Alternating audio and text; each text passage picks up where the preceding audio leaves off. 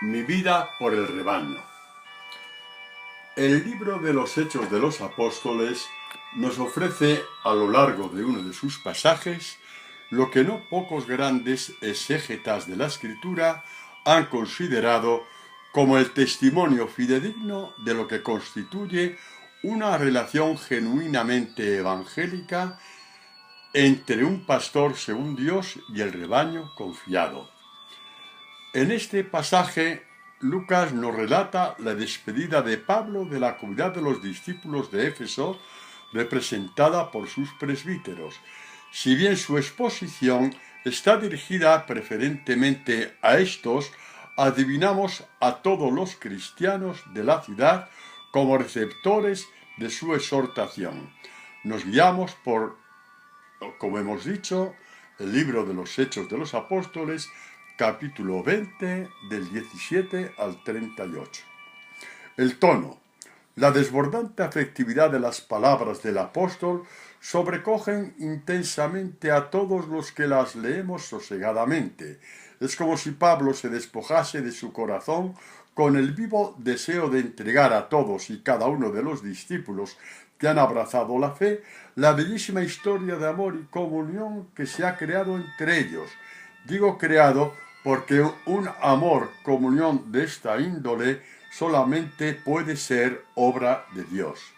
Pablo va desgranando su catequesis de despedida. Toda ella rezuma amor, pasión, solicitud, misericordia, preocupación, libertad. Sí, libertad para amar entrañablemente a sus ovejas y libertad también para entrar en obediencia al soplo del Espíritu Santo que le impulsa a otras tierras, otras patrias para darse con el Evangelio de su Señor a las multitudes. Libre para abrirse a otras historias de amor, aquellas que sólo el gran poeta, Dios, es capaz de escribir. Hemos hablado también de solicitud, de preocupación por el rebaño. Tiene suficiente discernimiento y experiencia para intuir que el rebaño va a ser embestido despiadadamente por las fuerzas del mal. Nos imaginamos al apóstol con sus ojos cargados de lágrimas y ensangrentada el alma al advertirles de estos peligros. Yo sé que después de mi partida se introducirán entre vosotros lobos crueles que no perdonarán al rebaño. Al hacernos eco de la amorosa cercanía de Pablo a su rebaño, así como de su sufrimiento y desvelo, porque sabe que precisamente por haber abrazado la fe está expuesto a todo tipo de prueba y persecución, nos estremecemos al evaluar la enorme grandeza del corazón de este hombre. Es como si Dios, salvando las distancias, lo hubiese recreado a su medida. Tenemos razones para sustentar esta comparación. El corazón intransigente, rebosante de maldad del perseguidor, que bien sabemos de ello, ha dado paso a otro corazón, este extremadamente tierno, que le lleva a fortalecer con su palabra a las ovejas más débiles del rebaño de Éfeso. Hemos medido el corazón de Pablo a la altura del de Dios, por supuesto, en una comparación sumamente atrevida. Sin embargo, podemos apoyarla comprobando que esta profecía de Isaías acerca de Jesucristo el buen pastor se cumple también en él. Como el pastor pastorea su rebaño, recoge en sus brazos los corderillos, los más débiles, los lleva en el seno y trata con cuidado a las que van a dar a luz. Isaías 40:11. Por supuesto que no es el momento de desentrañar exhaustivamente la catequesis que el apóstol impartió a los presbíteros de Éfeso. Harían falta no uno, sino varios libros para extraer la inescrutable riqueza que el Espíritu Santo puso en la boca de este pastor de Jesús. Sí creo conveniente detenerme en este pasaje que considero eje fundamental de toda su exposición. Mirad que ahora yo, encadenado en el Espíritu, me dirijo a Jerusalén sin saber lo que allí me sucederá. Solamente que sé que en cada ciudad el Espíritu Santo me testifica que me esperan prisiones y tribulaciones, pero yo no considero mi vida digna de estima, con tal de que termine mi carrera y cumpla el ministerio que he recibido del Señor Jesús, de dar testimonio del Evangelio de la gracia de Dios.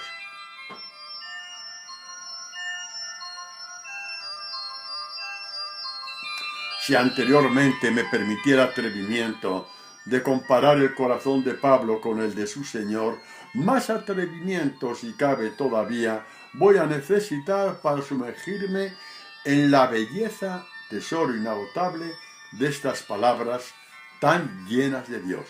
Abordo esta empresa con el fin de hacer ver la grandeza del alma del apóstol, puesto que son palabras, como he dicho, tan llenas de Dios, que sólo desde Él me atrevo a partir con temor sagrado, este pan de vida que el Espíritu Santo puso en su pluma.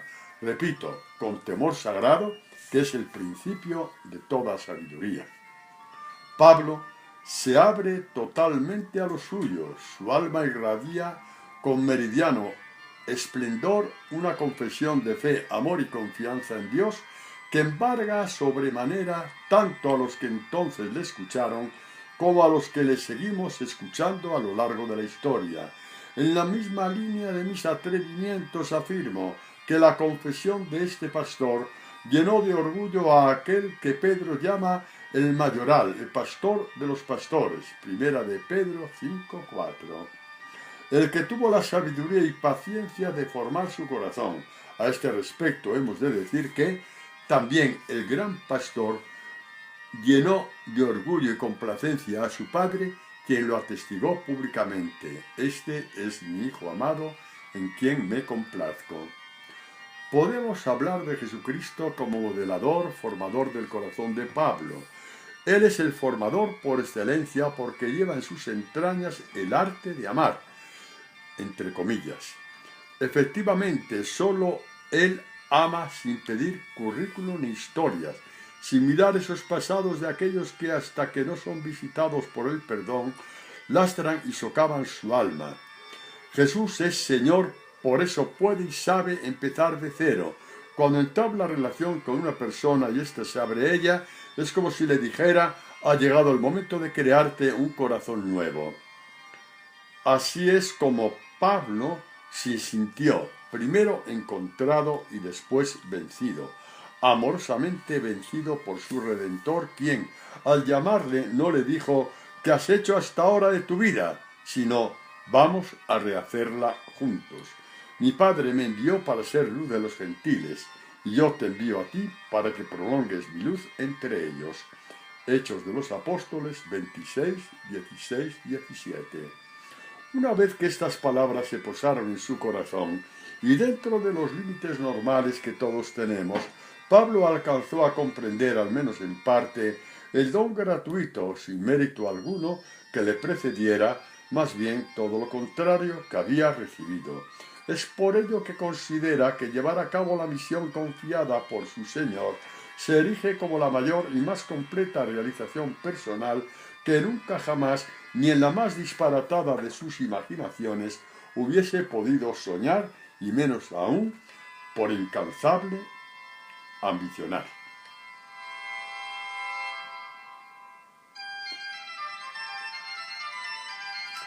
Siente incluso la impotencia de poder agradecer a Jesús la misión recibida. Es como si tuviese la impresión de que nunca vivirá lo suficiente para, como dice el salmista, pagar al Señor el bien que le ha hecho. Salmo 116, 12. En su amor incontenible por su pastor y Señor, se deja llevar por su capacidad de asombro y se sumerge en un misterio, el suyo, el que está viviendo por el hecho de tener en sus labios el Evangelio de la gracia por el que murió Jesús.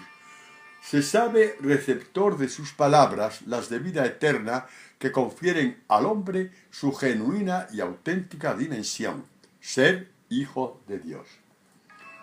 Vamos a jugar un poco con la imaginación e intentaremos adivinar los pensamientos que más de una vez navegaron por el corazón y la mente de Pablo al recordar su antes y después de su encuentro con Jesucristo.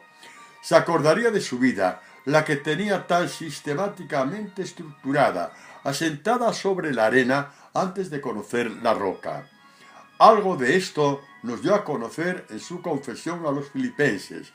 Mirándola de lejos, es decir, desde el Señor Jesús, que es ahora su vida, le parece insultantemente ridícula.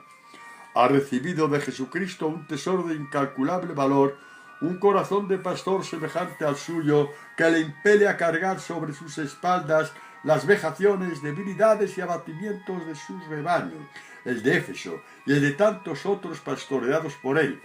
Sus ojos de pastor ven a multitud de hombres dispersos, saltando intermitentemente de sus pequeñas vidas a otras, por falta de pastores que les anuncien y ofrezcan la vida con mayúscula. Su mirada se pasa sobre estas ingentes muchedumbres sin ninguna censura condenatoria. Por el contrario, desborda compasión entrañable como la de su pastor. Jesús recorría todas las ciudades y aldeas, y al ver a la muchedumbre sintió compasión de ella, porque estaban vejados y abatidos como ovejas que no tienen pastor. El amor misericordioso que fluye del corazón del Hijo de Dios se ha hecho manantial en el suyo, lo que le lleva a proclamar ante el rebaño de Éfeso que no se arreden ante las presiones y persecuciones que el Espíritu Santo le ha testificado que le esperan. No hay duda de que en su balanza de valores y prioridades pesa mucho más la realización del ministerio recibido que su propia vida, de ahí que diga de ella que no es digna de estima. Quizá hoy día esto suene un poco raro, dada la cantidad de cursos, libros, terapias que potencian la autoestima. Nada que decir acerca de todas estas iniciativas.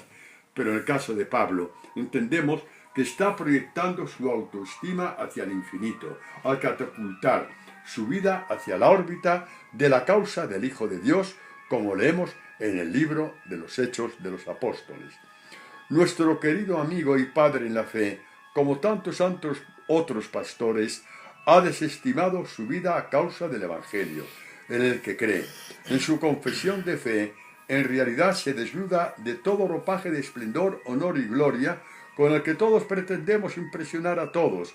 Al despojarse de estas vestimentas, hábitat privilegiado de todo tipo de polillas y roedores, comprueba entrañablemente agradecido que el Evangelio por el que ha desestimado su vida se convierte en su vestido radiante, anticipo de su transfiguración gloriosa, herencia que le da su Señor, y así lo escribe en su carta a los Filipenses, capítulo 3, 21. Arropado por el Evangelio de Jesús, se enfrenta con toda vehemencia a todo aquello que no es Dios ni su gloria en el seno de las comunidades. En sus desencuentros y enfrentamientos, que no fueron pocos, al igual que David en su combate con Goliat, prescinde de toda arma comúnmente usada en el combate. Siguiendo el paralelismo con David, las armas que podría usar Pablo serían la mentira, servirse de influencias, apoyarse en grupos de presión, manipulaciones. Nada de eso le sirve. Tiene suficiente, y volvemos a repetirnos a David, con su piedra angular, Jesucristo, a quien lleva envuelto en la onda de su Evangelio. Así, abrazado al Evangelio, al que amó con todo su corazón y con toda su alma y con todas sus fuerzas, se lanzó al mundo sabiendo que podía ofrecerle el don inherente a su misión, la palabra de la vida, Filipenses 2:16. Lo hace sin pretensiones, sin prepotencia, sabe y tiene asumido, no desde las tesis, sino desde la sabiduría del Evangelio que anuncia, que Dios ha asignado a los apóstoles el último lugar. Porque pienso que a nosotros, los apóstoles, Dios nos ha asignado el último lugar. Primera de Corintios 4:9. No se avergüenza de este puesto ínfimo al que ha sido confinado por su condición de apóstol. Está incluso contento, ya que es el que ocupó su Señor. Sabe que la gloria de Dios que reposaba en el lugar santo, el templo de Jerusalén, se trasladó hacia el Calvario donde yacía el crucificado, quien se llenó de la gloria de la resurrección. En su lugar no espera su glorificación ni la resurrección como algo del futuro. Ya lo está viviendo, así lo testifica, como podemos comprobar en su exhortación a los cristianos de Colosas. Así pues, si habéis resucitado con Cristo, buscad las cosas de arriba. Colosenses 3:1. Por su comunión con Jesucristo se sabe ya glorificado por Él y en Él. En definitiva, se le conoce portador de la gloria de Dios, aunque sea en primicias. No está atentando Pablo contra su vida cuando proclama solemnemente a su rebaño de Éfeso que la desestima a causa de la misión recibida. Simplemente está confesando que tiene sus ojos puestos en el Evangelio de la gloria de Dios que se le ha confiado. Primera de Timoteo 1:1. No está desestimando su vida, todo lo contrario. Nunca jamás un hombre se amó tanto a sí mismo.